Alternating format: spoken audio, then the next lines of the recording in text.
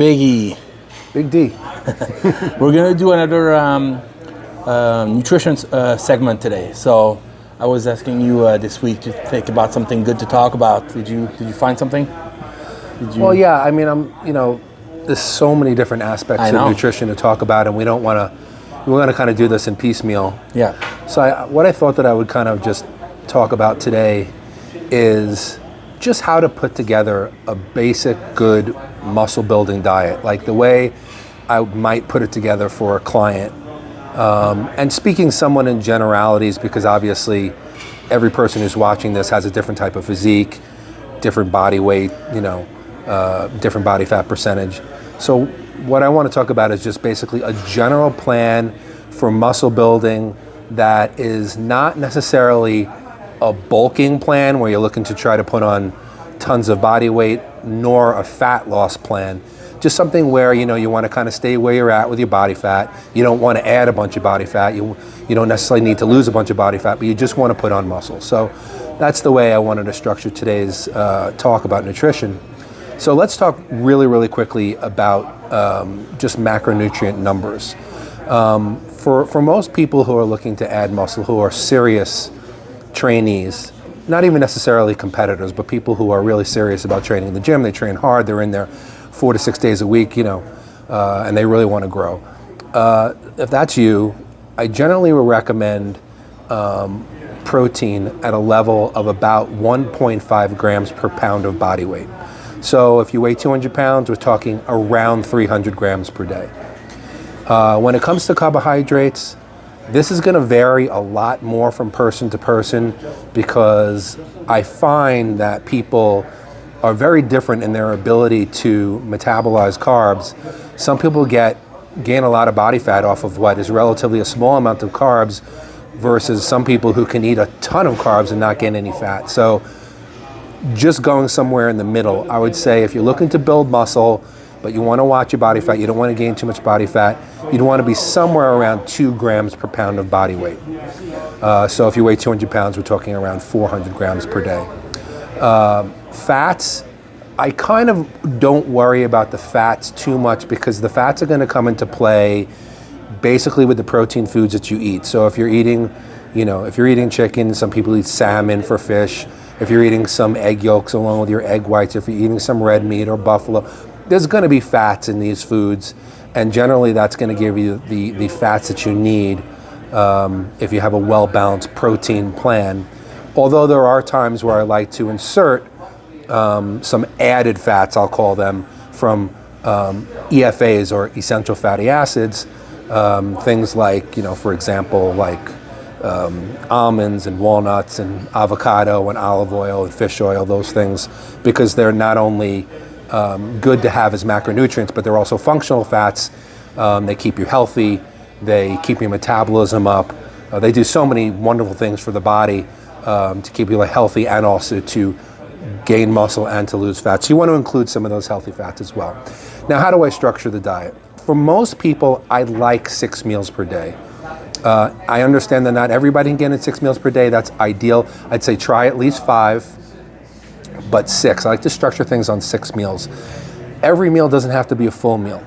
You can use protein shakes because I understand sometimes it can be difficult time-wise or even appetite-wise to try to get in, 6 meals of whole food proteins. It's difficult unless you're a pro bodybuilder and that's the way you live your life. But if you have a job, you have kids, you have school, you have whatever, it could be difficult. So I see nothing wrong with using a good quality protein powder for 2 and maybe even 3 meals per day when you're trying to gain muscle. So that makes it a lot easier to get the 6 meals in per day. When it comes to carbohydrates, I'm going to go there first. When it comes to carbohydrates, I believe that the 2 biggest carbohydrate meals should be meal 1 and post-workout. Why do I say that? Well, at these 2 times of day is when your body is going to best metabolize the carbohydrates and partition the carbohydrates towards muscle and away from fat cells because you're metabolically set up to store carbohydrates into muscle because glycogen is low and their muscles are actually craving for those carbohydrates. They want the glycogen to be refilled and they're starving for it. So I would say if we're talking about that 400 grams of carbs per day, I would try to do about 100 grams at that meal 1 and 100 grams post-workout and get about half of those carbohydrates at those 2 meals. Then I would say, you could do something like for the second, and for meal 1, 100 grams, meal 2, maybe you could drop it to about 60 grams, meal 3 to about 40 grams. So now you're up to 300 grams of carbs. And then maybe for the final, maybe right before a workout, a lot of times people will see with my diets that I recommend no carbs before you work out and just use fats. The reason why I do this is generally because it sets up a good hormonal profile for keeping body fat low and keep burning body fat while you're training. I also find for myself and for a lot of people that when they take carbohydrates in before training, the blood sugar seems to drop while training and you kind of lose energy halfway through.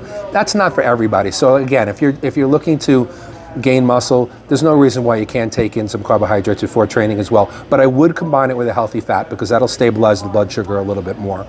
So basically what I'm saying is those other 200 grams of carbs after the meal 1 and the post-workout meal, try to get in that other 200 balanced throughout the rest of the day.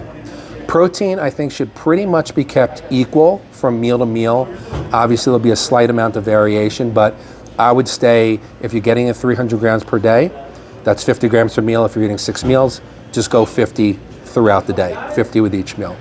Before bed, I would say that's the one time I would keep the carbs out because you're not really in need of carbohydrates before you go to sleep. You're pretty much going to bed, so you're not going to burn any energy. So again, you could start to see some body fat accumulation if you take carbs before bed. So I would say a protein and a healthy fat before bed is the best way to go. Something like maybe even a protein shake like casein, which is a slow-acting protein with maybe some natural peanut butter or some almond butter or something like that is a great way to finish the day. So that's basically how I would say is a good way to structure a diet for gaining muscle while keeping body fat pretty much even. And I think it works. I mean, it works for almost everybody, but I really find it important to get those big carbohydrate meals in at meal 1 and post-workout, and then spread the rest of the carbs throughout the day. And this is what I find works for most people. And again, like I said, this is a general plan. When I work with people individually, as Dave can tell you, with many things we have gone through off seasons with him and contest, pre-contest, it varies from person to person because everybody's metabolism works a little bit differently. But I think this kind of plan should work well for most people.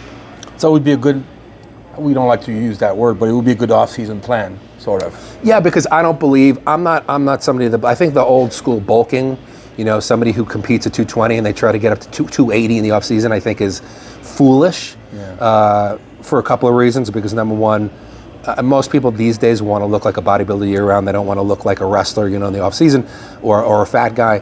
Plus, also, it doesn't work. I mean, generally, and I used to do it myself. Trust me, I used to try to think when I was younger. I'd be like, I got to bulk up. I got to be 300 pounds one day. And I remember one time I got up to about 275, and I looked at pictures. I looked like garbage. I mean, I was fooling myself, so I wouldn't go that way. But it's not even good for you because when you get so much body fat accumulation, your estrogen levels go up.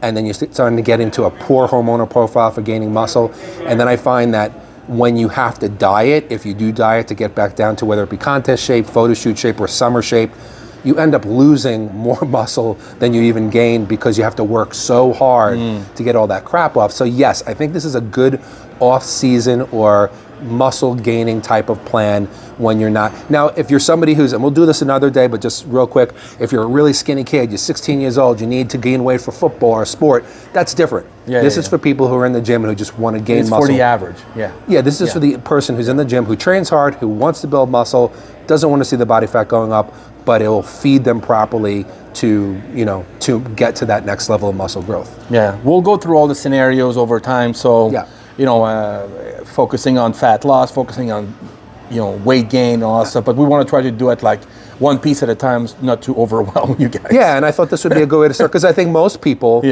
most people who are in this game are not really competitors. They're just people who want to gain muscle and look good.